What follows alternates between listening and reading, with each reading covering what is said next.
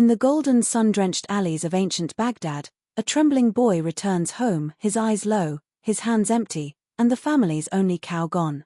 The marketplace had chewed him up and spat him out, fooled by men who laughed as they robbed his innocence. But what they didn't know was that the boy's father wasn't just any potter. He was a man whose wisdom could break the spine of greed itself. And what he did next is still whispered in tea shops centuries later. In the quiet corners of ancient Baghdad, where rooftops kissed the stars and the scent of cardamom danced in the air, lived Hakeem, a potter not just known for his pots, but for his principles. His clay spun with integrity. His hands shaped not just vessels, but values. His son, Karim, had reached the age of longing. One evening, as they sat under their grapevine, he said, "Father, I wish to marry. I want to build a family." Hakeem smiled, brushing clay from his beard. "Good. Then prove you can provide. Take our cow, our only cow, to the city market. Sell her. Use the dinars for the wedding." Karim beamed. "I will not fail you, father." But Baghdad's market wasn't a place for innocence. It was a chessboard for the cunning. As Karim arrived with the gentle-eyed cow, 3 well-dressed men noticed him, sharp eyes, silk robes, and souls made of smoke. "Boy," one chuckled, "what kind of man sells a goat and calls it a cow?" Karim blinked. "But, this is a cow." They laughed, clapping his back. "You must be new here. Look at those ears. That tail. That's a goat, my friend." Confused, embarrassed, surrounded by jeering whispers, Karim's confidence shattered. And in moments, they paid him a meager 5 dinars and walked away laughing. He returned home at dusk. His hands were light. His voice trembled. "I've failed you, father." But Hakeem only stood, eyes narrowed, not with anger, but calculation. "You have not failed, my son," he said. "You've just shown me who needs teaching." The next day, Hakeem visited a merchant friend and borrowed 10 shiny dinars. He returned home, called for Karim, and whispered, "We need the donkey." Together, they approached the same tricksters again, now boasting about their cheap goat. Hakeem, limping with age but sharp with purpose, greeted them warmly.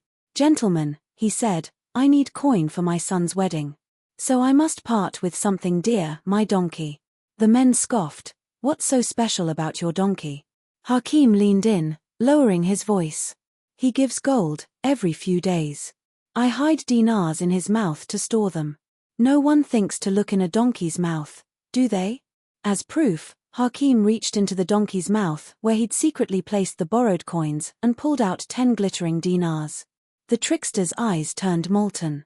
"We'll give you 1,000 dinars." Hakeem bowed, sold the donkey, and left with his son, silent as the stars.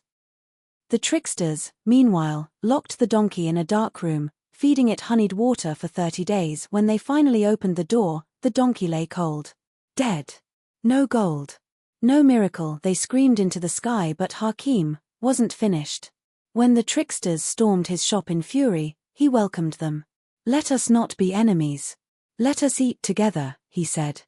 They refused, so Hakeem nodded toward a small fox tied outside. "This fox delivers messages. Watch."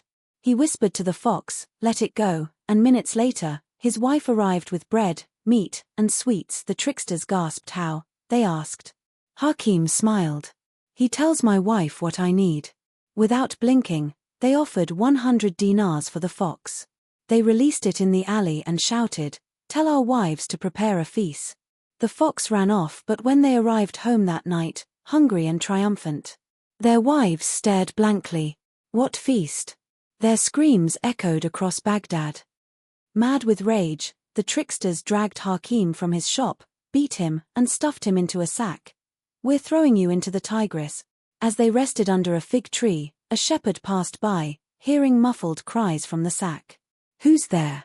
Hakeem whispered, "I was being forced to marry the governor's daughter. I refused, so they locked me in here." The shepherd's eyes widened. "You refused marriage to royalty?" Hakeem replied slyly, "Take my place, if you wish." Moments later, the shepherd lay in the sack. And Hakeem walked away, limping, grinning. The tricksters returned, hoisted the sack, and threw it into the river. Splash, laughter gone. But days later, They saw him dry, alive, and surrounded by a herd of goats. How? Hakeem smiled. The river took me to a hidden valley where goats graze without owners. I took what I could. The trickster's eyes gleamed once more. We're going too. He raised a hand. Jump only when I whistle. Otherwise, you'll drown. They rushed to the river. And without waiting for the whistle, they jumped. One by one. The river closed over them like a lid. And Baghdad never heard of them again. Hakeem returned the 10 dinars to the merchant, arranged Karim's wedding, and gifted his first pot as a husband to the bride's father with the inscription, "Fools fall fast. Wisdom walks slow." He lived long, and taught longer. And though the clay crumbled in time, his lessons never did.